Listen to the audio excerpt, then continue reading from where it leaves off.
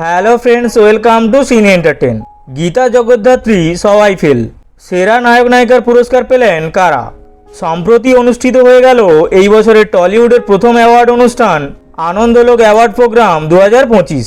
শুধু টলিউড নয়, বাংলা সিরিয়ালের সেরা অভিনেতা এবং অভিনেত্রীদের হাতেও উঠল পুরস্কার। বাংলা সিরিয়ালের সেরা নায়ক এবং নায়িকা হলেন কারা? কেই বা পেলেন সেরা খলনায়িকার পুরস্কার? দেখে নিন কে কোন বিভাগে পুরস্কার পেলেন আনন্দলোক অ্যাওয়ার্ড প্রোগ্রামে। আনন্দলোক অ্যাওয়ার্ড প্রোগ্রামের বিচারে বাংলা সিরিয়ালের জগতের প্রায় সকলেই পেলেন পুরস্কার। তবে সেরা অভিনেতা অভিনেত্রী এবং খলনায়িকা বিভাগের পুরস্কার গেল একটি মাত্র সিরিয়ালের ঝুলিতে। সেই সিরিয়ালের নাম স্টার জলসার কথা। কথার নায়ক এবং নায়িকা অর্থাৎ সাহেব ভট্টাচার্য এবং সুস্মিতা দে পেলেন বাংলা সিরিয়ালের সেরা অভিনেতা এবং সেরা অভিনেত্রীর পুরস্কার। এই সিরিয়ালেরই খলনায়িকা অর্পিতা মুখার্জি পেলেন সেরা খলনায়িকার পুরস্কার। এছাড়াও বিভিন্ন বিভাগে পুরস্কার উঠেছে অভিনেতা এবং অভিনেত্রীদের হাতে।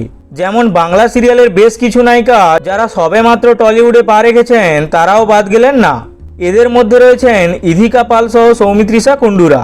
সৌমিত্রিষা তার প্রথম ওয়েব সিরিজ কাল রাত্রির জন্য সেরা অভিনেত্রীর পুরস্কার পেয়েছেন।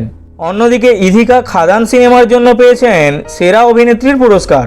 এছাড়াও এই তালিকাতে টলিউডের আরও বড় বড় তারকাদের নাম রয়েছে, যেমন শুভশ্রী গাঙ্গুলি, ঋতুপর্ণা সেনগুপ্ত, কৌশানী মুখার্জি, ঋত্বিক চক্রবর্তী এবং অন্যান্যরা।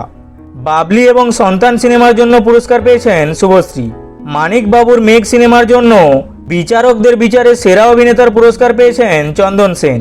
খাদান সিনেমাতে কিশোরী গান গেয়ে পুরস্কার পেলেন অন্তরা মিত্র।